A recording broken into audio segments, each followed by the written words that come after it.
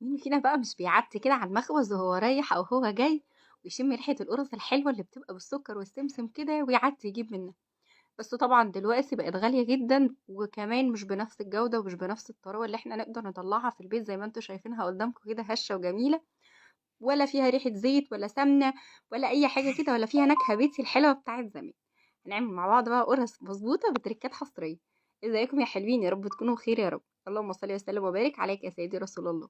الاول انا عندي بضايه وعليها باكت من الفانيليا، عندي 3 كوبايات من الدقيق ومعاهم ربع معلقه صغيره من البيكنج باودر ورشه من الملح، عندي كوبايه من الحليب ومعلقتين كبار من السكر ومعلقه كبيره من الخميره. الاول هنزل بالحليب بتاعي والحليب يكون دافي، هنزل عليه بمعلقتين السكر ومعلقه الخميره ولازم اخلط كويس قوي قوي. ممكن في الخطوه دي استعملوا العجان بس هي اصلا مش مستاهله، مش محتاجه كتير. البيضه بتاعتي مش شرط ان هي تكون بدرجه حراره الغرفه، لا بل بالعكس، حتى لو ساقعه هتديكم نتيجه احسن، هتبقى حلوه تخلي كده القوام بتاع العجينه بتاعكم متماسك اكتر وبيقطم كده زي اللي بنشتريها من بره. برضو خلطت كويس قوي بالمضرب بتاعي، وتقدروا تستعملوا المعلقه والخلاط في الخطوه دي وانتوا بتخلطوا. نزلت عليهم ب3 معالق كبار من الزيت او الزبده او السمنه، اي نوع سوائل، ولكن الزيت هيديكم نتيجه ممتازه وهشه جدا. مهم جدا بقى الخطوه دي ان انا انزل الدقيق بتاعي على مرتين. هخلط الاول بالمضرب عادي كده كاني شويه هعمل كيك مثلا او حاجه. بمجرد ما بتختلط بنزل باقي كميه الدقيق وابتدي بقى بايدينا بقى ونعجن علشان ناخد اظبط نتيجه. احنا بنلم العجينه، باول ما السوائل بتاعتنا تبدا تختفي خلاص بنوقف عجن، مش عايزين نعجن كتير ولا اي حاجه، وهي من نفسها هتكون عجينه ممتازه زي ما انتم شايفين كده وبتنط. العجينه بتاعتنا هتكون بتعمل تلزيق كده شويه، ده عادي خالص. هننزل عليها بقى بمعلقه كبيره من الزبده او السمنه زي ما تحبوا. هنديها بقى يعني عجنه حلوه كده حوالي دقيقتين او 3 دقايق، لما توصل معاكم بقى للقوام اللطيف اللي انتوا شايفينه ده. عايزه اقول لكم ان كل الكلام ده تقريبا هياخد منكم 5 دقايق او حاجه، مش هتحتاج عجن كتير ولا مجهود. هنلفها بقى كده كويس قوي ونلمها علشان تبقى مظبوطه. في بوله تانية هنحط فيها شويه زيت ونقلب العجينه بتاعتنا كويس قوي في الزيت. مهم جدا الخطوه دي علشان وش العجينه بتاعنا ما ينشفش تحت اي يعني حاجه من الحاجات. العجينة بتاعتنا مش عايزينها تخمر بشكل كامل، يعني ايه؟ يعني مثلا احنا لو هنسيبها تختمر ساعة، لا يبقى هترتاح نص ساعة بس. نص اختمار بما اننا في الشتاء فطبعا احنا ممكن تاخد ساعة، ممكن تاخد ساعة الا ربع، الوقت بيكون اطول.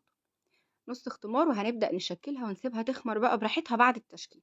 هبدأ كده ان انا اقطع العجينة بتاعتي لجزئين علشان اسهل على نفسي زي ما انتوا شايفين، وبعدين هشكلها كده زي كور صغيرة. تقريبا الكرة بتاعتي بتبقى وزن 70 جرام، تقدروا تكبروا او تصغروا في الحجم على حسب ما يناسب. في الوقت ده المفروض ان احنا بنسيب العجينة بعد التشكيل حوالي مثلا ساعة الا ربع او نص ساعة على حسب الجو عندكم. شكلت كده زي ما انتم شايفين كلها كور، ومهم جدا جدا ان الوش بتاع الكرة بتاعتنا يكون ناعم. عندي بقى 4 معالق كبار من السكر و5 معالق كبار من السمسم ونص كوباية من الحليب. علشان القرص بتاعتنا تطلع كده طرية وهشة زي اللي بتيجي من بره لازم ننزلها كويس قوي في الحليب. تقدروا تحطوا سكر او يعني قرفة او عسل مع السكر، ولكن هي بالسكر لوحدها حلوة جدا جدا. السكر بيدوب كده ويبقى كأنه عسل، بتبقى حاجة حلوة قوي. زي ما انتوا شايفين كده بفتح كل كورة يا دوب بدوس عليها بس بايديا، وبعدين هرجع افردها مرة تانية. احط السكر، بقفل كويس قوي، اقفله كويس علشان ما تتفتحش معاكم جوه الفرن وتتحرق منكم او حاجة. نزلوها كويس قوي في اللبن بشكل كامل وبعدين في السمسم. شوفوا بقى، اتأكدوا ان انتوا بتقفلوها كويس. حطيناها، هخلص بقى كل الكمية. بصوا اللهم بارك.